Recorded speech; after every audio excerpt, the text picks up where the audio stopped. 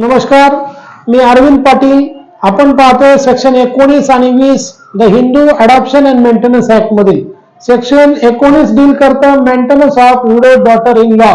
जी विधवा सून आहे ती पतीच्या निधनानंतर आपलं जो पालन पोषण आहे त्याचा जो एक्सपेन्स आहे, खर्च आहे, तो मेंटेनन्स आपल्या सासऱ्याकडे कुठल्या कंडिशन्स मध्ये क्लेम करू शकते हे डील करतं section 19 the Hindu adoption and maintenance act मधील.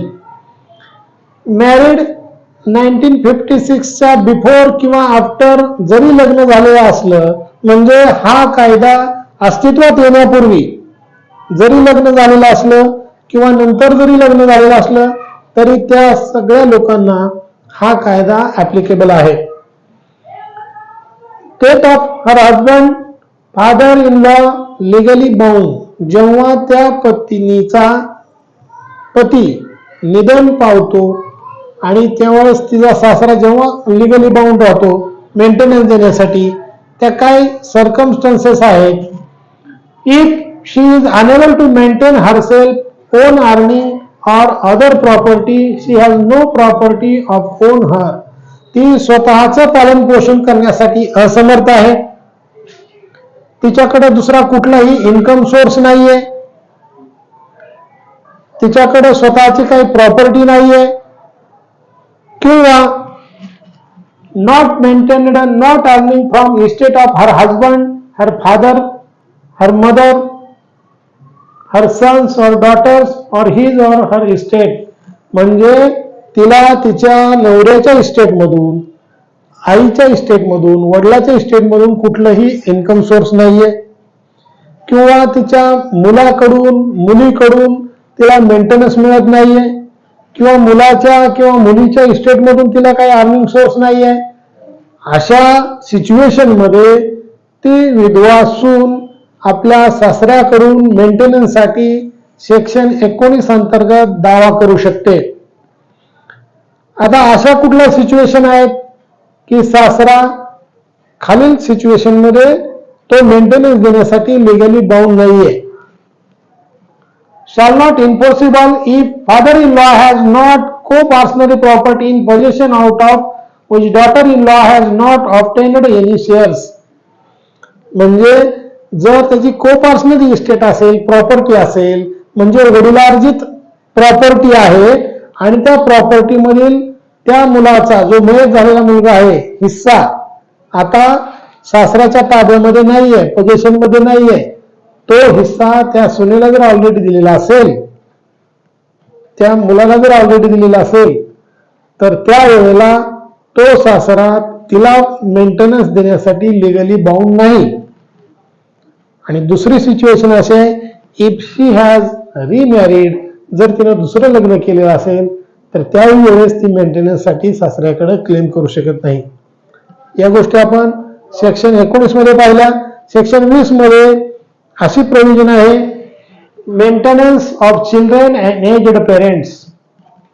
जे मायनर चिल्ड्रन आहेत, 18 वर्षापेक्षा कमी वयाची मुलं आहेत, आणि एज्ड पेरेंट्स आणि इन्फर्म पेरेंट्स म्हणजे जे वयस्कर आणि न कमावणारे पेरेंट्स आहेत, ते पण आपल्या मुलाकडून मुलीकडून जो हिंदू आहे त्याच्याकडून मेंटेनन्स क्लेम करू शकतात. आणि जे मायनर चिल्ड्रन आहेत ते पण आपल्या माता पित्याकडून, पालकाकडून मेंटेनन्स क्लेम करू शकतात. मेंटेन हिज हर लेजिटिमेट और illegitimate children and his or her aged inform parents.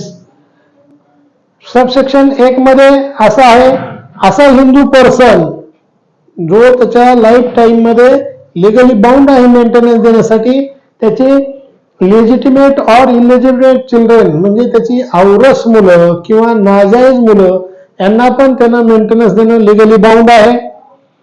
किंवा his or her aged inform parents, त्याचे वयस्कर माता पिता जे ना कमावते आहेत, ज्यांना दुसरा इन्कम सोर्स नाही, त्यांना पण मेंटेनन्स देण्यासाठी तो हिंदू पर्सन, मग मे बी मेल असेल किंवा फिमेल असेल, तो लिगली बाउंड आहे.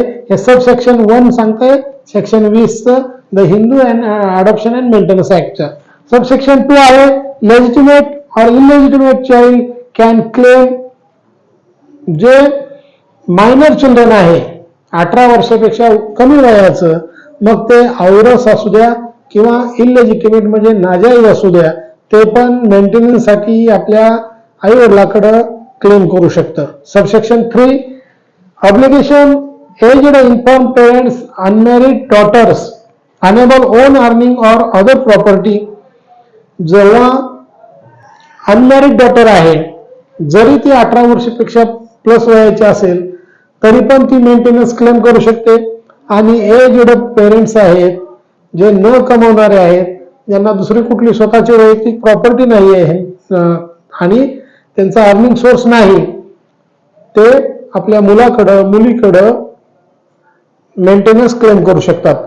सेक्शन 20 मध्ये पेरेंट मध्ये इन्क्लूड केलेल्या स्टेप मदरला सावत्र आई सुद्धा पेरेंट म्हणून कन्सिडर केलेली आहे आणि ती पण मेंटेनन्स क्लेम करू शकते.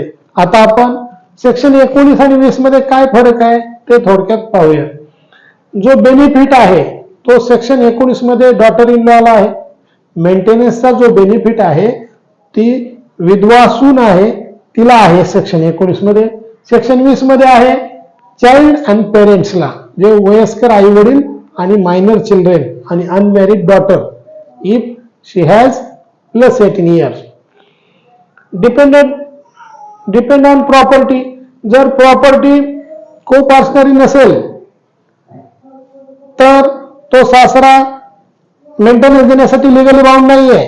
परंतु जर त्याच्याकडं वडिलार्जित संपत्ती आहे आणि त्याचा हिस्सा त्याने मुलीला सुनेला दिलेला नसेल तर मेंटेनन्स देण्यासाठी तो लिगली बाउंड आहे. सेक्शन 20 मध्ये प्रॉपर्टीचा काही उल्लेख नाही. आणि इफेक्ट ऑफ रिमॅरेज, जर रिमॅरेज केलं तर इफेक्ट सेक्शन 19 मध्ये होतो. त्या सुनेनं रिमॅरेज केलेलं असेल तर मेंटेनन्स क्लेम करू शकत नाही. तसं सेक्शन 20 मध्ये रिमॅरेजचा काही उल्लेख नाही. आज आपण सेक्शन 19 आणि 20 पाहिलं the Hindu adoption and maintenance ऍक्टचं. थँक्यू.